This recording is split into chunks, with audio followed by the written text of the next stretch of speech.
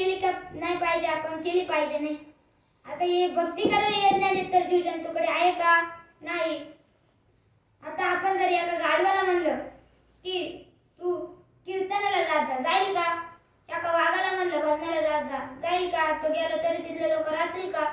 नाही राहणार. मग भक्ती करावी हे ज्ञान फक्त मनुष्याकडेच आहे. आता मी तुम्हाला संतांची भक्ती सांगतो, मग तुमच्या लक्षात येईल.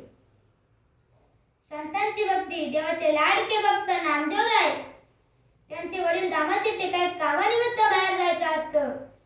नामदेवरायांचे वडील लवकर उठतात आणि त्यांना बाहेर गावी जायचं असतं म्हणून ते तयारी करतात आणि निघतात आणि त्यांच्या धर्मपत्नीला सांगतात, म्हणजेच की नामदेवरायांच्या आईला सांगतात की नामदेव उठला की नामदेवाकडे नैवेद्याचं ताट व पाणी भरून तांब्या दे.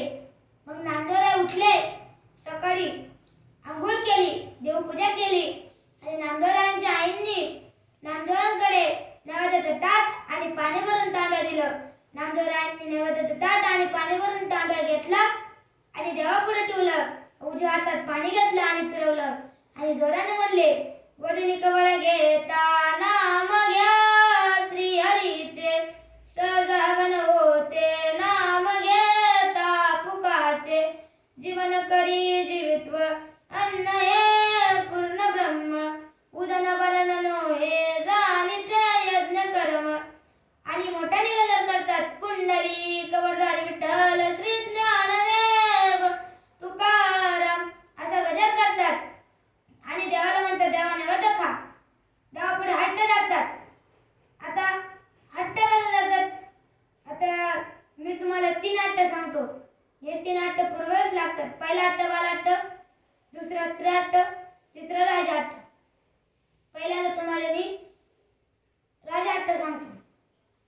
एक राजा असतो, त्याने आपल्या प्रजेला सांगितलेलं की जो कोणी माझ्या शेळीचं पोट भरून आणील, मी त्याला माझं अख्खं अर्ध राज्य बक्षिसामध्ये देईल. आता अर्ध राज्य म्हणल्यावरती कोणाला नको अर्ध राज्य? सगळ्यांना पाहिजे.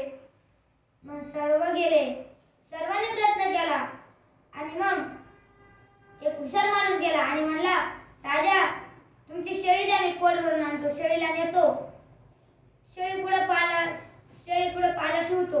शेळीने पुढे तोंड केला का फटका मारतो, शेळीने पुढे तोंड केला की फटका मारतो. असा दिवसभर मारत राहतो आणि नंतर दुसऱ्या